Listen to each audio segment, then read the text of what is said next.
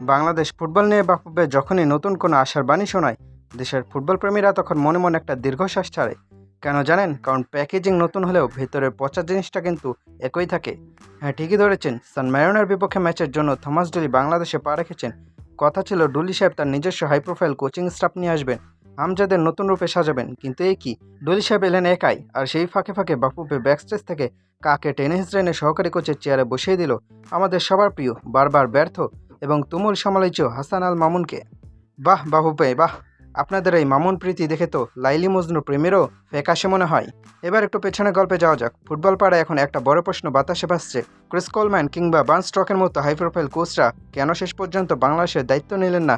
বাফুফে বলেছিল আর্থিক বনিবনা হয়নি, কিন্তু ভেতরের খবর কি? আসল কারণ কি এই সহকারী কোচ ইস্যু?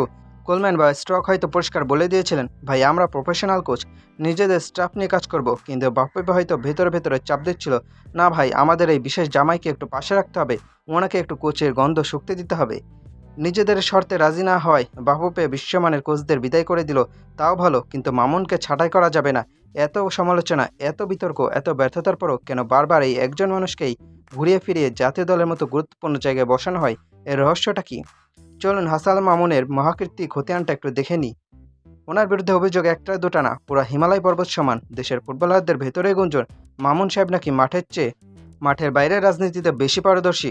অভিযোগ নাম্বার 1, দলের ভেতর গ্রুপিং এবং সিন্ডিকেট তৈরি করা। অভিযোগ নাম্বার 2, কোচের কান পড়া দিয়ে নিজের পছন্দ মতো একাদশ সাজানো। এবং সবচেয়ে মারাত্মক অভিযোগ, কোনো ফুটবলের সাথে যদি ওনার ব্যক্তিগত দ্বন্দ্ব বা ইগোর সমস্যা থাকে, তবে সেই প্লেয়ারের ক্যারিয়ার শেষ। তাকে হয় স্কোয়াডের বাইরে রাখা হবে, আর দয়া করে স্কোয়াডে নিলেও সাইড বেঞ্চে বসিয়ে রেখে পায়ের পেশিতে জং ধরিয়ে দেওয়া হবে। পর্যাপ্ত গেম টাইম তো দূরের কথা, ওনার দিকে তাকাতেও নাকি খেলোয়াড়দের ভয় লাগে। কি চমৎকার পেশাদারিত্ব, তাই না? ফুটবলাররা মাঠে খেলবে দেশের জন্য, আর ওনাদের খুশি রাখতে হবে নিজের টিম কার্ডে টিকে থাকার জন্য। এখন প্রশ্ন হলো, মামুন সাহেব কি বাফুফের চেয়েও শক্তিশালী? এত গুরুতর অভিযোগ থাকার পরও বাফুফে কেন বারবার ওনার পায়ে লাল গালিচা বিছিয়ে দেয়? তাহলে কি এই সিন্ডিকেটের সংস্কৃতির পেছনেই বাফুফের ভেতরে কিছু বড় বড় কর্মকর্তার সরাসরি হাত রয়েছে? নাকি মামুন সাহেব ওই কর্মকর্তাদের এমন কোনো গোপন ফর্মুলা জানেন যা ফাঁস হওয়ার ভয়ে বাফুফে ওনাকে আজীবন সহকারী কোচের পদে লিজ দিয়ে দিয়েছে? দেশের ফুটবল গোল্লাই যাক, র্যাঙ্কিং 200 নিচে নেমে যাক, তাতে বাফুফের কিছু কর্মকর্তার কিচ্ছু যায় আসে না। তাদের শুধু চাই মামুন ব্র্যান্ডের সেবা।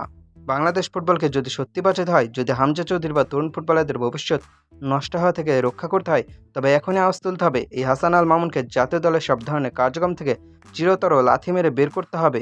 তরি সম্মানজনক বিদায় দিতে হবে, নাহলে এই নোংরা সিন্ডিকেট সংস্কৃতি, এই গ্রুপিং কোনোদিনও বন্ধ হবে না। থমাস ডুলি একা এসেছেন ভালো কথা, ওনাকে একা স্বাধীনভাবে কাজ করতে দিন।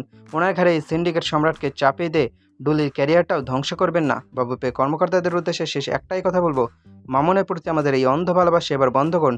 ফুটবলটা দেশের মানুষের আবেগ, আপনাদের ব্যক্তিগত ড্রয়িং রুমের পুতুল খেলা নয়।